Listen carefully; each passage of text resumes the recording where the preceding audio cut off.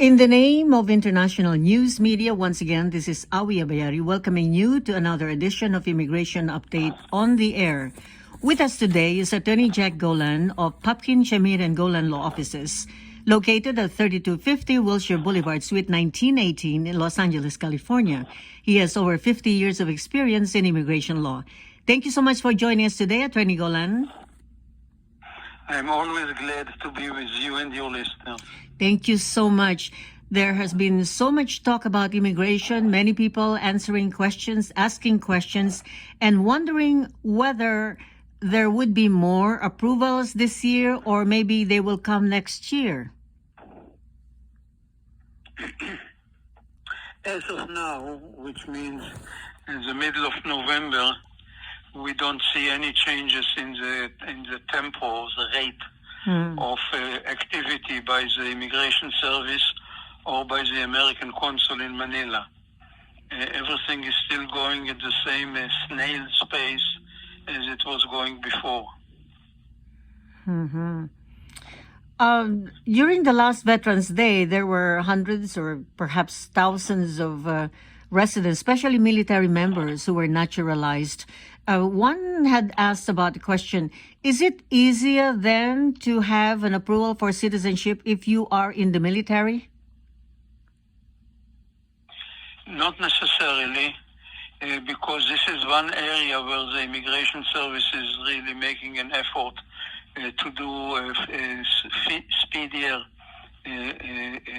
adjudication, and this is naturalization.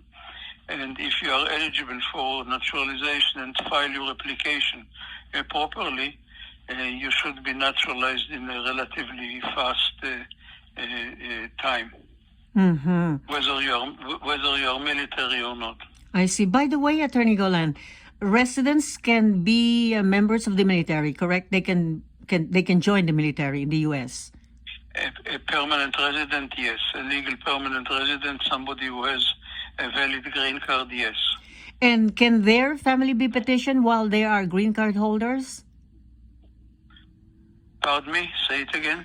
Can they petition for their wife or the children, even though they're just permanent residents?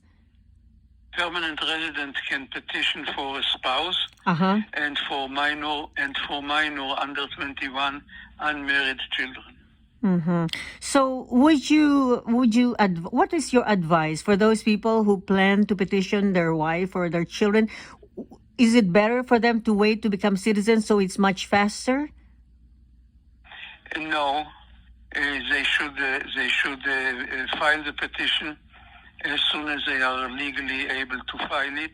I see. Because you never know for sure when will be your next change of status that will enable you to do a different thing. You don't wait to become a citizen because you never know when it may actually take place. Just do your petition as soon as possible. When you become a citizen, your petition can be upgraded, but don't wait. I see. I had a chance to talk to a few nurses who were hired directly to work in the United States, and they explained to me and recounted their experience waiting for almost 5 years because of the pandemic and many other things that had happened. Now, one question by one particular nurse who is interested to also come to the United States, if your situation changes, like you file your application and you had only 2 children, but by the time the visa was approved, you already have an additional child, will this mean a denial of the visa? Certainly not. It only means that you need to do. If your plan was to have your family members immigrate with you, then you need to do a little bit more paperwork. If your plan was to have them join you later, then you need to do later paperwork. But the fact that if you were blessed with an additional child doesn't lead to a denial of your present visa. I see.